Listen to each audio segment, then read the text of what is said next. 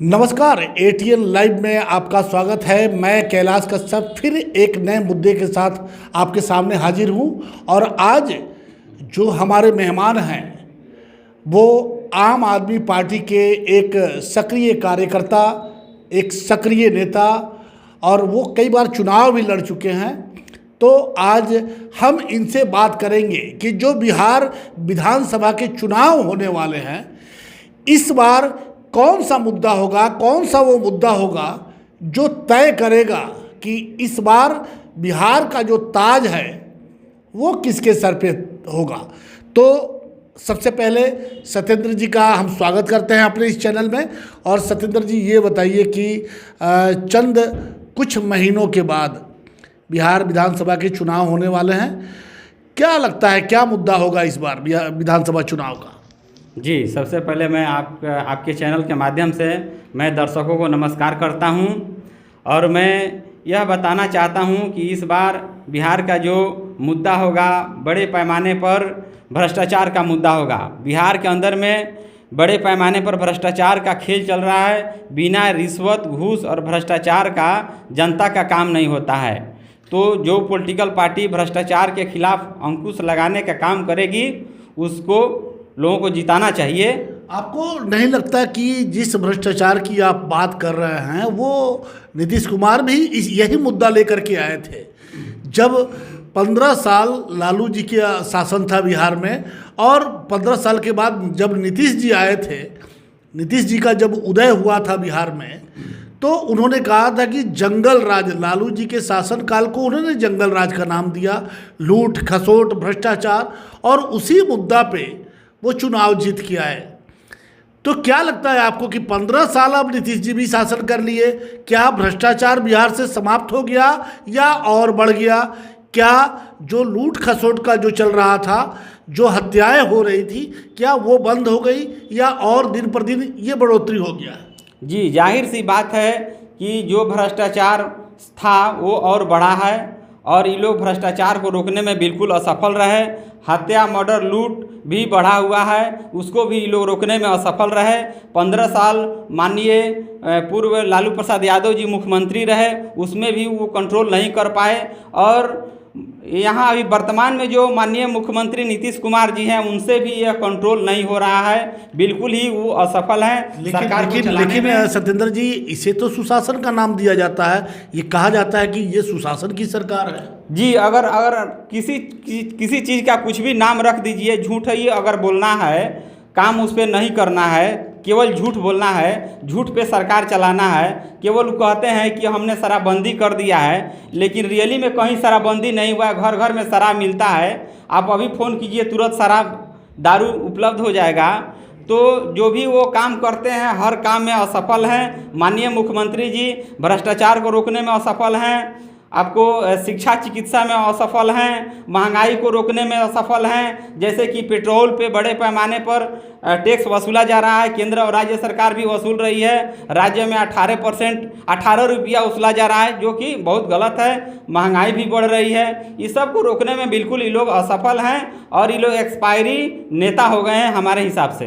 तो लेकिन ये पटना में जहाँ जो हमारी बिहार की राजधानी है, वहाँ पे तो ये बड़ा बड़ा होर्डिंग लगा हुआ है कि क्यों करे विचार, ठीके है नीतीश कुमार, तो ठीके है, इसका क्या मतलब? क्या बिहार की जनता के सामने कोई विकल्प नहीं है?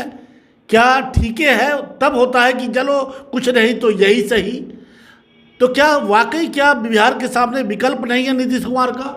जी, बिल्कुल नहीं विकल्प है। चूँकि बिहार में हम लोग 15 साल से देख रहे हैं माननीय मुख्यमंत्री नीतीश कुमार जी का शासन व्यवस्था बिल्कुल ही असफल है। नोटबंदी किए, जीएसटी वगैरह, नोटबंदी जीएसटी केंद्र राज्य सरकार का जो भी रहा सब असफल है, कहीं कुछ नहीं है। होर्डिंग पोस्टर लगा के जनता को केवल ये लोग गुमराह कर रहे हैं। और सत्ता के आज जदयू के सोशल मीडिया का ज़माना है, जदयू के कई पोस्ट पे देखा जा रहा है, उस पर वो लिखा जाता है कि 9वीं फेल मुख्यमंत्री का सपना देख रहा है। सवाल एक उठता है और बिहार की जनता भी जानना चाहती है कि इसी 9वीं फेल को उप मुख्यमंत्री किसने बनाया? तो आप अगर आपके पास इसका जवाब है तो आप बता दीजिए जनता को कि इसी 9वीं फेल को 2015 में उप मुख्यमंत्री किसने बनाया? देखिए, शासन व्यवस्था चलाने के लिए 9वीं फेल 10वीं फेल की बात नहीं है। जब माननीय देश के प्रधानमंत्री जी लोगों ने कहा कि चाय बेचने वाले हैं, चाय बेचने वाले को प्रधानमंत्री बनाया जा सकता है, तो 9वीं 10वीं और फेल की बात नहीं है। जिसमें समझदारी होगी, बिहार को आगे ले जाने का जिसमें पावर होगा, ताकत होगा, क्षमता होगा, उसको मुख्यमंत्री बनाया जाएगा। हमारा सवाल ये था कि जब 2015 में नीतीश जी लड़ रहे थे चुनाव आरजेडी के साथ, तो उस समय तेजस्वी यादव 9वीं फेल नहीं थे, उस समय चारा घोटाला नहीं हुआ था, उस समय करोड़ों रुपए के मालिक तेजस्वी यादव नहीं थे, ये सब दिखाई नहीं दिया था। और मुख्यमंत्री की कुर्सी पाते ही नीतीश कुमार ने तेजस्वी को उप मुख्यमंत्री का पद दे दिया। आज वो कह रहे हैं कि ये गलत है। तो अब जनता, बिहार की जनता जानना चाहती है कि ये उस समय गलत था या आज जो कह रहे हैं नीतीश जी ये गलत है। देखिए, एक्चुअली में सत्ता के ये लोग खेल खेल रहे हैं और ये लोग डर्टी पॉलिटिक्स कर रहे हैं, जिसको गंदा राजनीति कहते हैं। इन लोगों की पुरानी आदत है गंदा राजनीति करने का, जिसको हम लोग चाहते हैं कि यह गंदा राजनीति, डर्टी पॉलिटिक्स ख़त्म हो। तो क्या आपको लगता है कि बिहार की जनता इनके इसी लुभावने, इसी तरह के बरगलाने वाले वायदों में फिर फंसेगी या फिर कुछ नया विकल्प खोजेगी? नहीं, जनता तो नया विकल्प के फेरे में है। जो नया विकल्प हम लोग देंगे, आम आदमी पार्टी को हम लोग पूरे बिहार में लड़ाने जा रहे हैं और विकल्प के रूप में, तीसरी विकल्प के रूप में आम आदमी पार्टी का आगमन हो रहा है और सत्ता में, व्यवस्था में परिवर्तन अवश्य होगा। यह प्रकृति भी देख रही है कि इन लोगों ने कितने बार 15 साल से, 30 साल से, 15 साल लालू जी, 15 साल नीतीश जी, इन्होंने लगातार जनता को धोखा देने का काम किया है और दिल्ली का जो विकास मॉडल है उसको हम लोग बिहार में पेश करेंगे। अच्छा, एक चीज़ बता दीजिए कि जिस तरीके से बाहर से जो लोग आए हुए हैं, जो सरकारी आंकड़ा हमें बताया गया कि वो 28 से 30 लाख लोग बाहर से आए हुए हैं, ये मुद्दा बनेगा इस बार? ये लोग पूछेंगे सरकार से कि आखिर रोजगार का साधन क्यों नहीं उपलब्ध करवाया, क्यों हम बाहर में चले गए, क्यों हम वहाँ से दुत्कार करके फिर वापस भेजे गए, किन हालातों में वो लोग यहाँ तक पहुँचे हैं? आपने देखा कि कई कई दिनों तक वो लोग बेचारे पैदल चल करके, बाद में नीतीश कुमार की और केंद्र सरकार की आँख खुली तो गाड़ियाँ चली, लेकिन उसके पहले लोग पैदल ही आ रहे थे।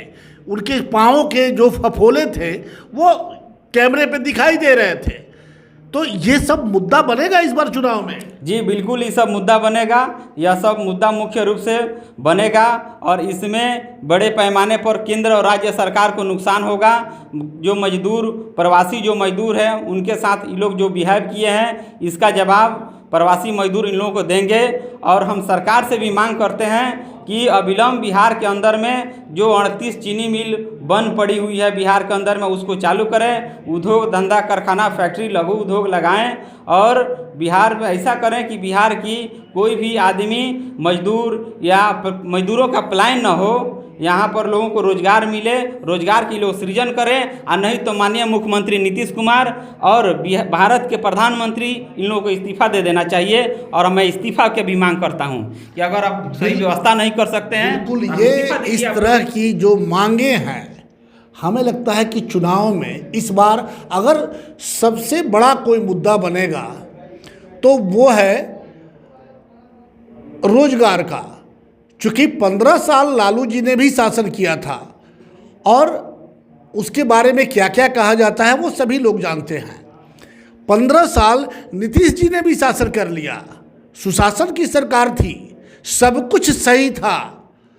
तो फिर जो इंडस्ट्रियल थे, जो इंडस्ट्रीज को लगाने वाले लोग थे, वो बिहार क्यों नहीं आए? ये सवाल एक बहुत बड़ा सवाल है।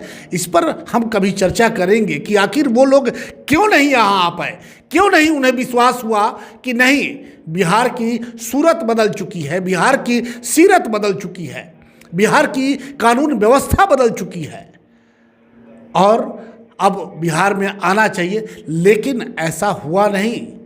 एक भी 15 साल के नीतीश कुमार के सुशासन काल में एक भी फैक्ट्री नहीं लगी। ये दुर्भाग्य है बिहार का। और सवाल लोग पूछेंगे। और एक बात आम आदमी पार्टी की हम करते हैं, जो सत्येंद्र जी अभी हमारे साथ मौजूद थे। आम आदमी पार्टी का उदय किस तरह से हुआ था ये सभी लोग जानते हैं। अन्ना हजारे के वो आंदोलन और उसी की उपज थे आपको अरविंद केजरीवाल। बाद में वो मुख्यमंत्री बन गए दिल्ली का। और दिल्ली का जो सोच है, हमें लगता है कि बिहार की सोच से 20 साल ऊपर की सोच है। लेकिन आपने देखा कि किस तरह से जब इस बार भी जब चुनाव हुआ दिल्ली में, तो दिल्ली के लोगों ने विश्व की सबसे बड़ी पार्टी, विश्व के सबसे बड़े संगठन भारतीय जनता पार्टी को नकार दिया। और केजरीवाल फिर एक बार मुख्यमंत्री बने और प्रचंड बहुमत से बने। सवाल उठता है कि क्या दिल्ली के लोग बेवकूफ थे? जो 7 सीट लोकसभा के 7 सीट नरेंद्र मोदी जी को देने के बाद जब विधानसभा की बारी आई तो भारतीय जनता पार्टी को यही दिल्ली वाले लोग अंगूठा दिखा दिए। क्या कारण था? तो हमें तो यही समझ में आता है कि कारण तो कुछ ना कुछ रहा होगा, कुछ तो हुआ होगा जिसके वजह से दिल्ली के लोगों को लगा कि आम आदमी पार्टी के जो कार्यकाल है वो अच्छे रहे। और उसी का नतीजा रहा कि इस बार भी दिल्ली के लोगों ने आम आदमी पार्टी को ही गद्दी पे बैठाने का काम किया दिल्ली विधानसभा में। अब बिहार की बात है। बिहार में जैसे कि सत्येंद्र जी ने कहा कि आम आदमी पार्टी पूरे बिहार में चुनाव लड़ना चाहती है। हमें पता नहीं है कि यहाँ पे आम आदमी पार्टी की क्या पोजीशन है, लेकिन सत्येंद्र जी का जो हौसला है वाकई काबिल तारीफ़ है। और सत्येंद्र जी की जो पार्टी है, अगर सही मायने में आज बिहार के लोग जो पुराने नेता हैं, जो उनकी सोच है, उस विचारधारा से निकलना चाहते हैं एक नए बिहार बनाने के लिए। और अगर आम आदमी पार्टी नए चेहरे को लेकर के आती है, एक साफ स्वच्छ चेहरे को लेकर के आती है, तो हमें लगता है कि बिहार के लोग दिल्ली की तरह यहाँ भी विश्वास करेंगे। हम इस तरह के चर्चे आपको और भी जो भी पॉलिटिकल चर्चे हैं वो हम आपको बताते रहेंगे समय समय पे कि किस तरह से बिहार की राजनीति जैसे जैसे चुनाव नज़दीक आते जा रहा है वैसे वैसे करवट ले रही है।